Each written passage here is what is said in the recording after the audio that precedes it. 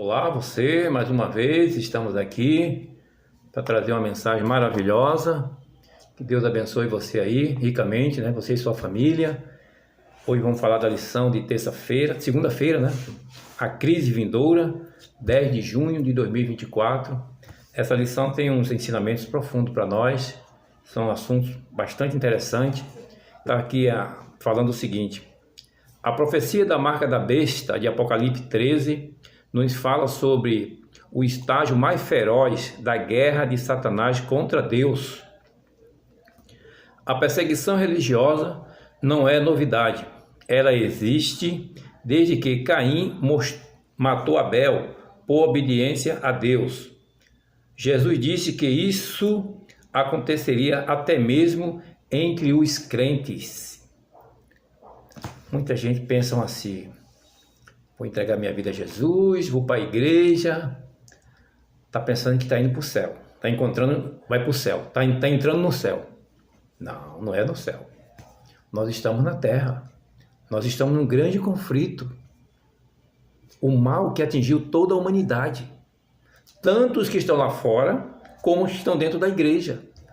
Todos foram atingidos pelo pecado, todos têm defeito de caráter.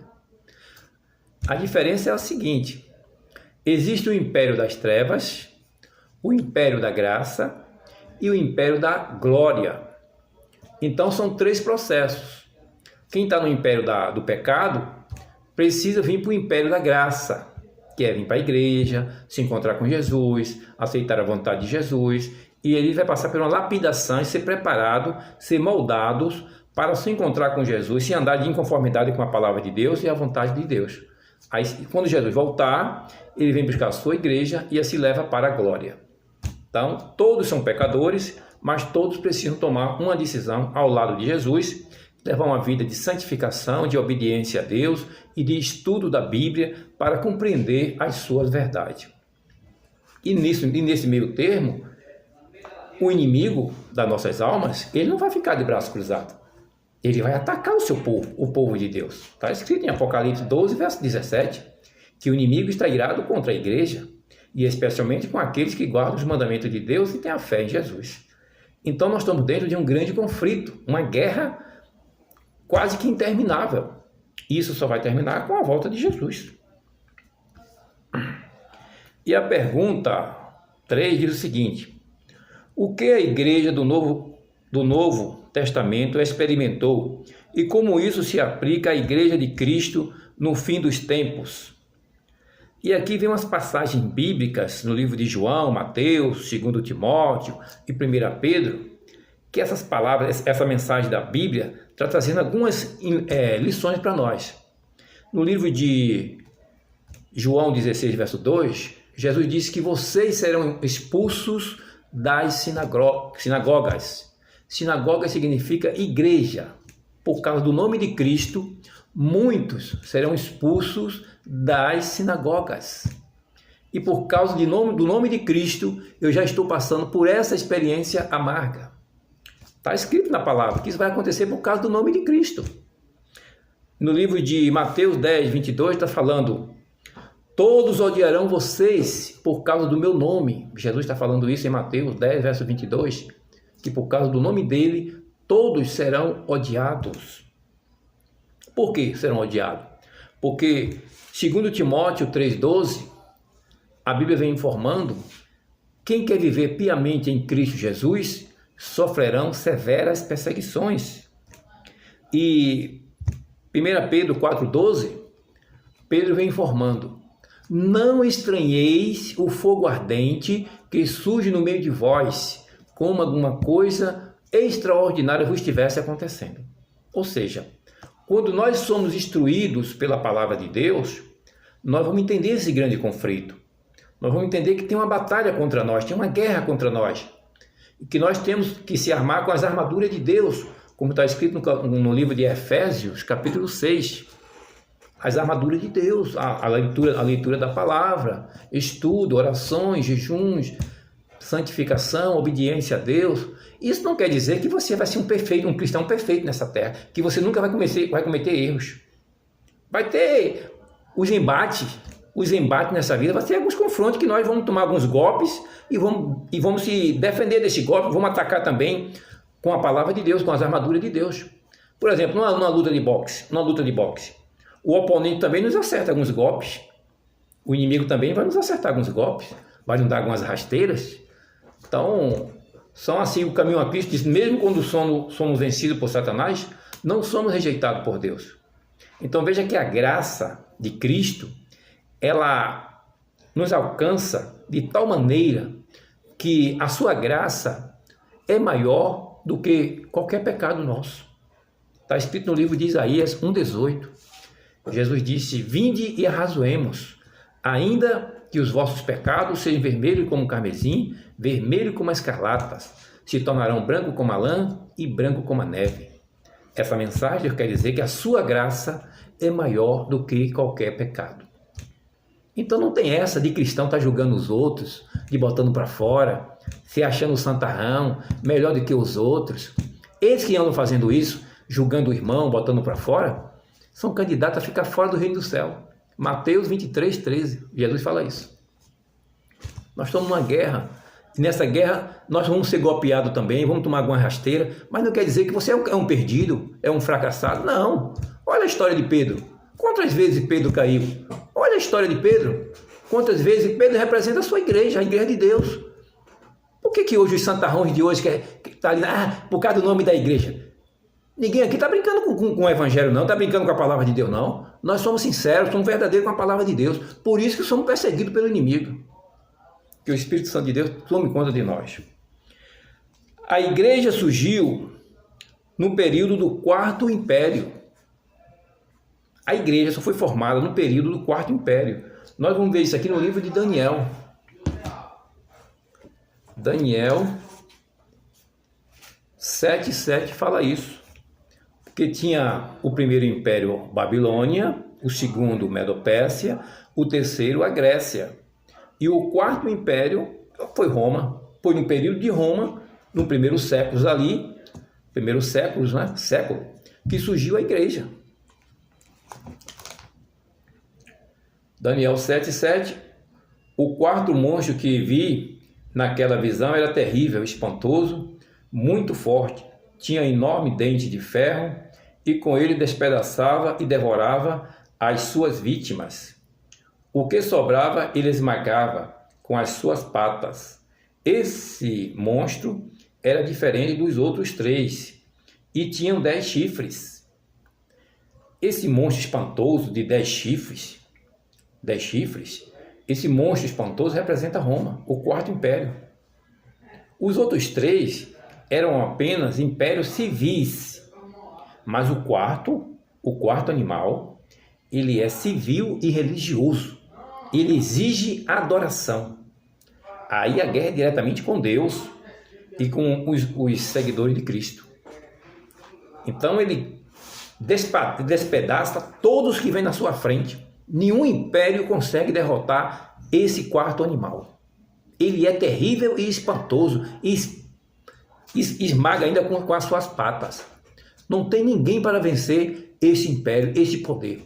Desde quando ele surgiu no planeta, foi lá no ano 168 a.C. a 476 depois de Cristo. Aqui está falando do período de Roma Imperial.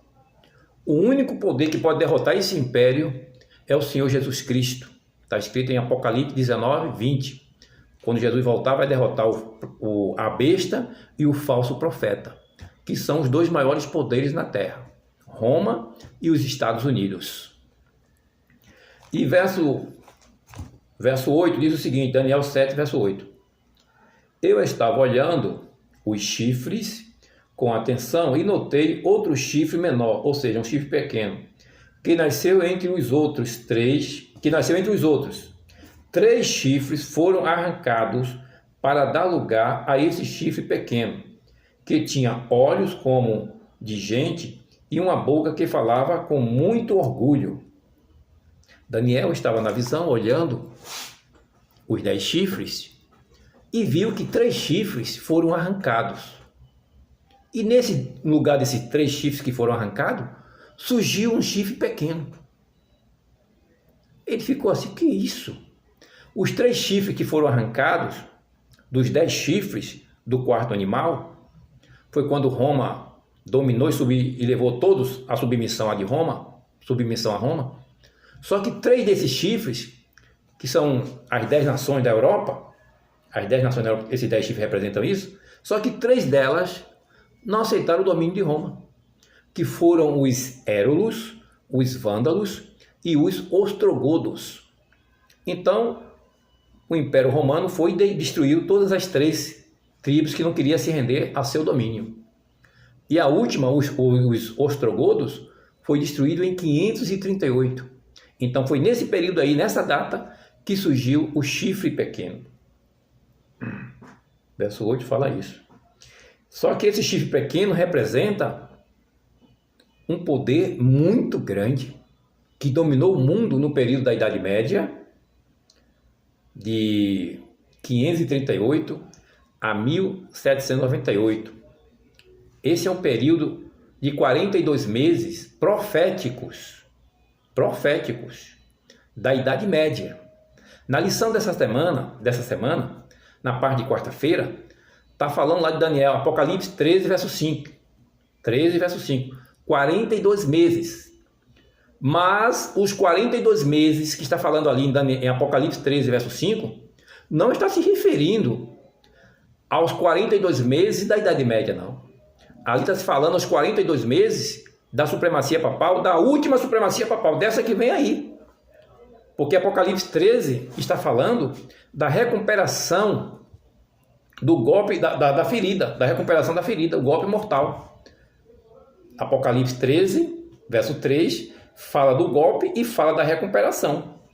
O verso 4 fala que todos vão se render em adoração à besta.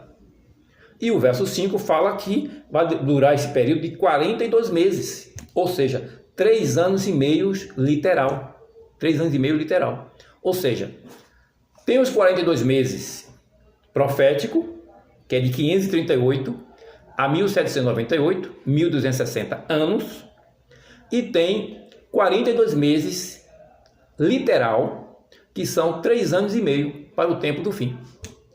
A Bíblia não fala só do decreto dominical do passado. Ela fala do passado e fala do futuro também. Tá? Então, essa perseguição da Idade Média que aconteceu durou 42 meses, profético.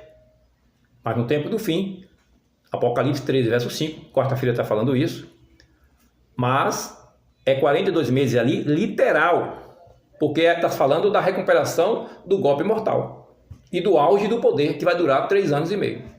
Só que muitos teólogos só aplicam para a Idade Média e esquece que existe essa supremacia papal, que a Bíblia também fala do tempo dela, mas eles não falam, só fala da Idade Média.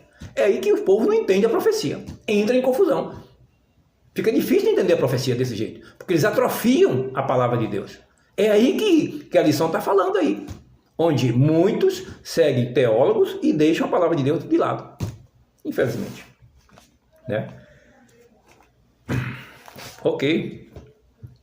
Então está falando aqui também está falando de Daniel 7:8, ainda no finalzinho, que diz o seguinte, que esse chifre pequeno tinha olhos e dente, né? Que tinha olhos como de gente e uma boca que falava com muito orgulho. Tinha olhos como de gente e uma boca que falava com muito orgulho. Então, quem é esse poder? Vamos ver que é um poder blasfemo. Em Apocalipse 13,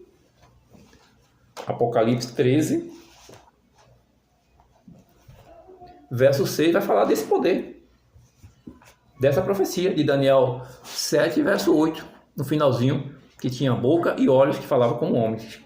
Apocalipse 13, verso 6 diz o seguinte: ele começou a blasfemar contra Deus. Veja só, ele começou a blasfemar. Blasfemar é alguém que quer ocupar o lugar de Deus. É o poder papal. Né? Deixa eu ver, verso 6. Ele começou a blasfemar contra Deus, contra o seu nome, contra o lugar onde ele mora, e contra todos os que vivem no céu. Então, esse chifre pequeno, no período da Idade Média, ele guerreou contra Deus, contra os santos, tudo que é contra Deus, e se colocando no lugar de Deus. Isso é uma blasfêmia. Na Daniel 12, verso 11, fala dos sacrifícios diários. Eles tiraram o sacrifício diário, se referindo à intercessão de Cristo no santuário celestial, e substituíram pela confissão auricular, a missa. Confessionário, e aos padres, aos papas, e aos santos, buscar poder nos santos, e começaram a anular o ministério de Cristo da intercessão, lá no período da Idade Média. E agora, no tempo do fim, o que é que eles vão fazer? Eles vão atingir o santuário. Em que sentido eles vão atingir o santuário? Quando ele colocar o dia espúrio no lugar do Santo Sábado. Eles vão anular a palavra de Deus da face da terra. Quando eles anulam a palavra de Deus da face da terra, eles anulam o ministério de Cristo no santuário celestial. Cristo será destronado do seu trono. Ele atinge o santuário. É quando Jesus vai terminar o juízo investigativo e ele fecha a porta da graça. O Espírito Santo deixa de interceder juntamente com os ímpios e fica só com seu povo na terra, aqueles que guardam o mandamento e têm a fé de Jesus. Então veja como essa profecia é profunda, né? Ela atinge lá na Idade Média e também no tempo do fim. Então a aplicação é dupla, como diz a profecia no livro Grande Conflito, página 36, que a profecia é dupla. Essa palavra está lá no Grande Conflito, página 36. Tanto na Idade Média, como tanto para o tempo do fim. Então a gente tem que estudar a Bíblia entendendo que tinha um período do decreto dominical do passado, abominação desoladora do passado, e tem também do futuro, dos nossos dias. Então a Bíblia não fala só dos 42 meses do passado. Ela fala do passado e fala também do futuro, dessa que vem aí agora. Temos que entender a Bíblia, temos que entender o que a Bíblia está falando. É isso que a profecia está dizendo. Então, houve perseguição no tempo do fim, e agora, houve perseguição no tempo do passado, né, na Idade Média, e agora no tempo do fim, também haverá perseguição. Apocalipse 13, verso 7, diz o seguinte, deixa eu ver aqui. Foi permitido que ele lutasse contra o povo de Deus e o vencesse. E também recebeu autoridade sobre todas as tribos, nações, línguas e raças. Quando fala aqui, foi permitido que ele lutasse contra o povo de Deus e o vencesse, aqui está se falando que alguns do povo de Deus vão morrerem. Nessa luta aí vão virar mártires. Mas é para se confirmar a palavra de Deus. No livro de Apocalipse 6, verso 10 e 11, onde ele fala que o número dos mártires, o número dos seus conservos, vão se completar no tempo do fim. Então, essa profecia dos mártires está aberta, não está fechada. Ela vai ser concluída quando se completar o número dos seus conservos, como aconteceu lá no período da Idade Média e agora no tempo do fim. Alguns vão virar mártires, por obediência à palavra de Deus, por não querer perder o reino de Deus, por obediência à palavra de Deus, e Deus vai usar esses mártires, como seu sangue vão se tornar como testemunhas, e milhares de pessoas vão se converter a Jesus. Que nós fomos criados para a glória de Deus, nós fomos chamados para fazer a vontade de Deus e não a nossa. Até que se tiver de morrer, vamos ter que morrer para testemunhar desse grande amor e está do lado de Deus, obedecendo a palavra de Deus. Ou caso contrário, vai passar para o lado da besta e vai ser destruído do mesmo jeito. Então, melhor estar do lado de Deus. O que mais que a palavra está dizendo aqui? A profecia indica que a perseguição começará com sanções econômicas, ninguém poderá comprar ou vender, a menos que tenha a marca.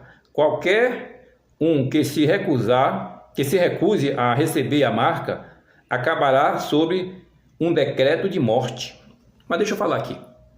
Existem realmente dois decretos. A primeira é agora as sanções, né, de alimentação, que eles vão, se você não aceitar a marca da besta, não pode nem comprar nem vender. Isso aí ocorre aqui no período do decreto dominical, mas Jesus vai fechar a porta da graça, e esse decreto de morte, ela ocorre, não é no período do decreto dominical, durante o período do decreto dominical. No período do decreto dominical, as sanções sobre, você não pode nem comprar nem vender.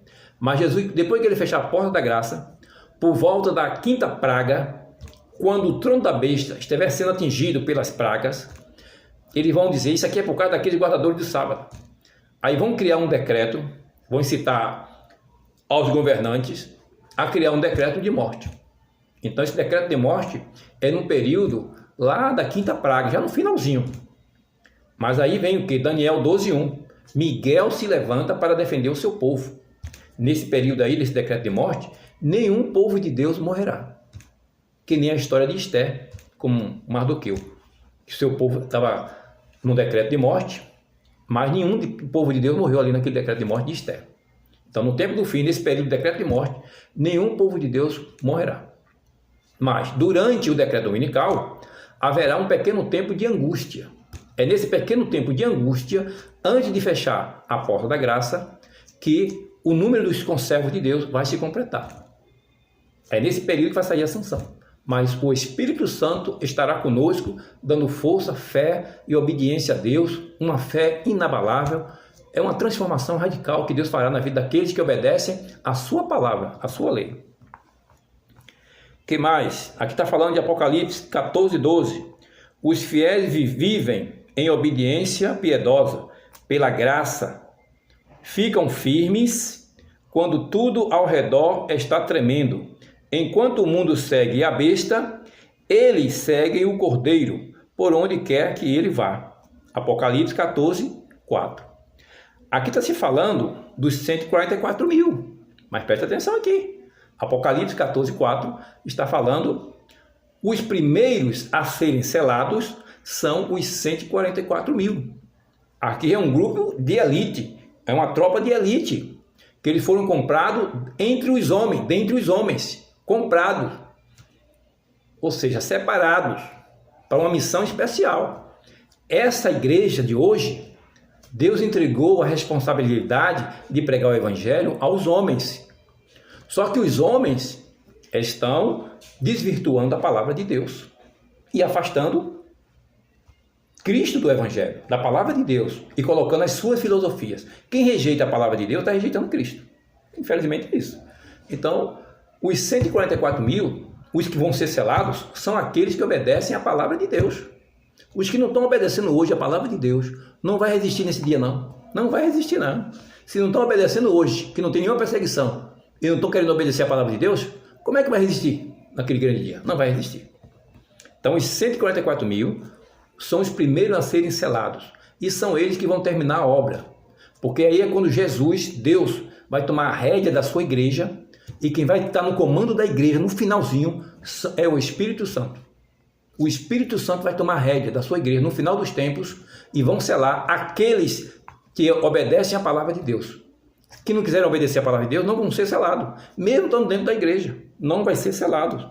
Porque o grande conflito está falando o seguinte, página 607, deixa eu ler aqui. A igreja apelará para o braço forte do poder civil, e nesta obra uniciam católicos e protestantes, ou seja, mãe e filhas.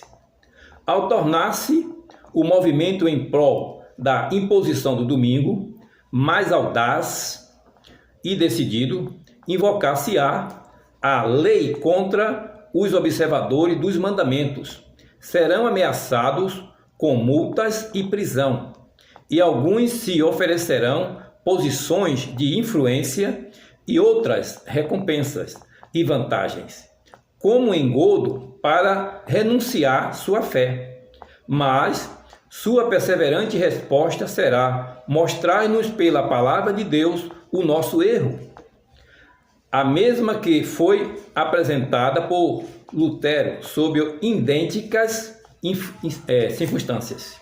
circunstâncias. Agora na página 608 diz o seguinte: ao aproximar-se a tempestade, uma classe numerosa que tem professado fé na mensagem do terceiro anjo, mas não tem sido santificada pela obediência à verdade, abandona sua posição, passando para as fileiras do adversário, unindo-se ao mundo e participando de seu espírito.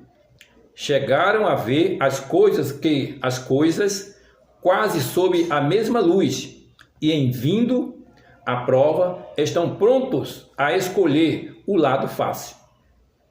Popular, homens de talentos e maneiras agradáveis, que se haviam sido regozijados na verdade, empregam sua capacidade em enganar e transviar as pessoas, tornam-se os piores inimigos de seus antigos irmãos. Isso já está acontecendo até hoje, já hoje na igreja já está acontecendo isso. Quando os observadores do sábado forem levados perante os tribunais para responder por sua fé, esses apostatas serão os mais ativos agentes de Satanás para representá-lo falsamente e os acusar, e por meio de falsos boatos, insinuações, incitar os governantes contra eles, contra o povo de Deus. O próprio povo de Deus vai incitar os governantes contra os seus antigos irmãos. É o que está dizendo aqui o grande conflito, página 607 e 608. O povo não está lendo o Espírito de Profecia, não está buscando o Espírito de Profecia, porque o Espírito de Profecia é uma luz menor, mas que traz grande conhecimento para nós, que nos fortalece a fé, que amplia a nossa visão espiritual e do Espírito de Profecia e da profecia. Sem esse conhecimento aqui, nós fica vago, não fica bem não. Então, quando a gente apresenta essa verdade para essas pessoas que não entendem, que não estudam, que não conhecem, nós que pregamos a verdade, que nem Martinho Lutero foi citado aqui, se torna um herege. Os próprios irmãos vão querer matar, expulsar da igreja, apresentar lá os líderes de fora, porque eles não estão santificados na verdade. Então, muitos estão dentro da igreja e acham que naquele grande dia está tudo certo, vai ser assim. Vai ser uma moleza. Não, irmão, vai ser uma luta muito grande. Que aqui se fala de poder espiritual. Se você não tem um preparo espiritual, você não vai resistir. Hoje você está achando, eu consigo. Na hora eu tomo minha decisão, que nem Pedro. Pedro falou para Jesus: olha, Jesus, todos te negaram, mas eu não vou te negar, Jesus. Todos te negaram, mas eu não vou te negar, mesmo que eu tenha que morrer. Aí Jesus diz para ele: hoje mesmo, antes que o galo cante, tu me negarás 3 vezes. Irmão, não vamos confiar em nós mesmos não, que a nossa natureza é podre. A nossa natureza é miserável. Nós temos que confiar em Deus, no Espírito Santo, no conhecimento da palavra e se santificar e buscar o poder de Deus para ser transformado e assim fazer aquilo que agrada a Deus. Porque o conflito é espiritual e o inimigo vai investir muito contra nós. O que eu estou passando hoje é luta espiritual. Todas essas investidas aí, porque o inimigo sabe que eu conheço a verdade. Eu tenho buscado. E ele sabe que eu conheço, que eu vou levar esse conhecimento a muita gente. E muita gente vai ser libertos. Por isso essa guerra contra o servo do Senhor, contra aqueles que pregam a verdade. Busque conhecimento, busque o poder, que Deus abençoe vocês também. Oremos. Deus, obrigado por esse pequeno estudo, abençoe a tua igreja, abençoe o teu servo e dai fé e força para naquele grande dia estar na fileira do vencedor, do lado de Jesus Cristo, já praticando tua palavra desde hoje, o desafio já vem desde agora, porque tudo isso serve como um preparo.